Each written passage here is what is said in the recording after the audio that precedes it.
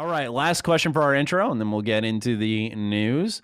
Good morning, gents. The point of contention that's bothered me since Microsoft's purchase of ZeniMax that seems to have been ignored or I've been blind is the now present clash between Obsidian's Avowed and Bethesda's Elder Scrolls 6.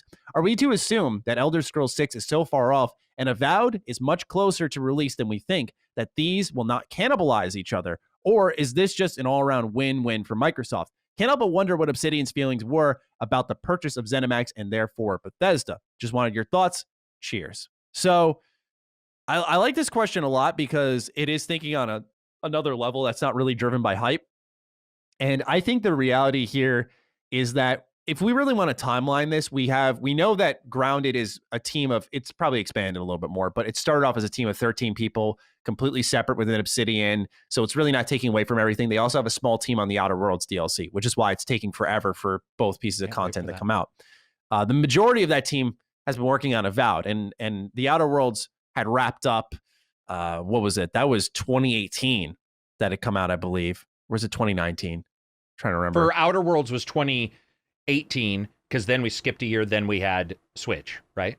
Isn't that how it went? Yeah, no, it was actually, I don't know, because or was it a year later for the Switch and it was 2019? I think the Outer Worlds was 2019 because I think that was around a year after Fallout 76. Okay, I got to double check this. 2019. Yes, apologies. Because Fallout first had released at the same time as the Outer Worlds. That's how I remember that, because that was a conundrum for Bethesda.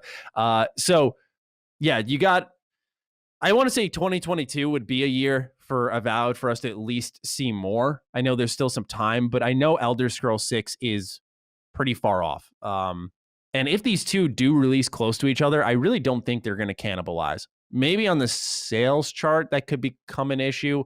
But if you're saying like Avowed comes out 2023, and then Elder Scrolls 6 is a year later, I think people are going to be excited about that because it's more of a thing that they already are familiar with. If anything, it just probably benefits Bethesda a lot. But, you know, it's hard to tell what Elder Scrolls 6 is truly going to be in the sense because, you know, Bethesda held off for a whole generation specifically because the idea they had for Elder Scrolls 6, they said Todd Howard literally went, we have to wait for technology. So whatever they're doing, I think is going to be bigger and crazier than maybe even what Avowed's doing, where it could separate itself in that manner.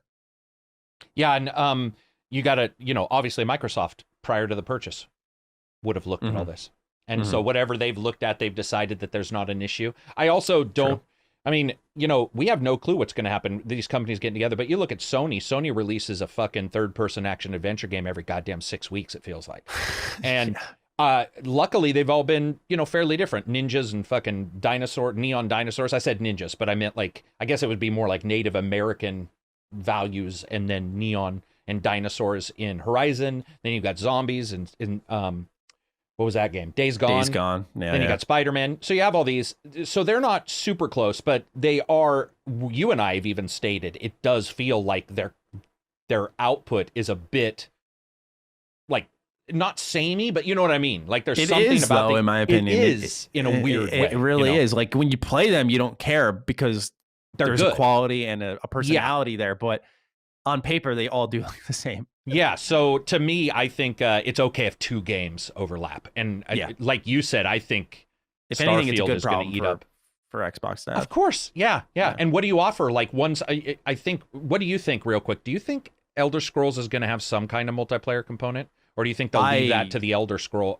Sorry, do you think they'll leave that to the Elder Scrolls Online, and then just make this a huge single, maybe co-op? I think co-op. I really do. Okay. I feel like if they had this insane, you know, because Skyrim, a lot of people like to joke about it, we just were. Skyrim was groundbreaking when it came out. It really was. And I feel like if you could have that level of groundbreaking open world gameplay and then have that alongside a friend, you know, I talk about what I view as next gen. For me, next gen is being able to accomplish ideas that normally would have drawbacks, right? So it's either you pick your co-op and you do some drawbacks, or you do your open world game and you do no co-op. And it's like, let's do both. Like have your cake and eat it too. So for me, that would be kind of the idea. I feel like there's going to be some, I don't know if multiplayer, because multiplayer indicates like some type of PvP, like an all-out war. ESO has something like that where you go to like Cyrodiil and You really battle it out. But for me, I don't think that would be what they do. I think co-op, like just exploring their world with a friend. And I'm not talking 76 co-op, by the way, because 76 I thought was going to be the answer to the Fallout co-op people wanted. It was not. It's like an MMO in a lot of ways. I want them to do just like a self-contained world, no events and shit like that. Just a nice open world with quests. And yeah, so I think maybe they'll do that.